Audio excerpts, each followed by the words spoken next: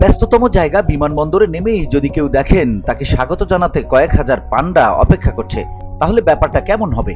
আদুরে চেহারার এই সাদা কালো প্রাণীটি যে কারো মন ভালো করে দেয়। এবার এই প্রাণীটি বিমানবন্দরে আসা পর্যটকদের স্বাগত জানাতে অপেক্ষা করছে বিভিন্ন ভঙ্গিমায়। কোনোটি কাত হয়ে শুয়ে, কোনোটি বসে, আর কোনোটি 4 পায়ে বা 2 পায়ে দাঁড়িয়ে। তবে আশ্চর্যের ব্যাপার হচ্ছে এর কোনোটি সত্যিকারের নয়, বরং দেখতে হুবহু পান্ডার মতো। আসলে এটি পান্ডার ভাস্কর্য। বিমানবন্দরে আসা অতিথিদের স্বাগত জানাতে অভিনব এ আয়োজন করেছে হংকং বিমানবন্দর কর্তৃপক্ষ।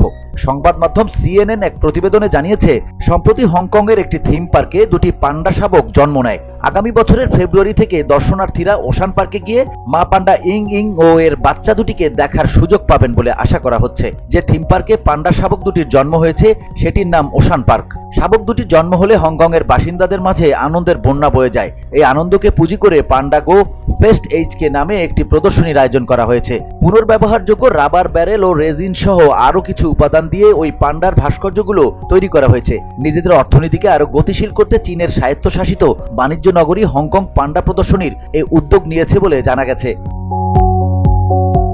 VOD Bangla news desk.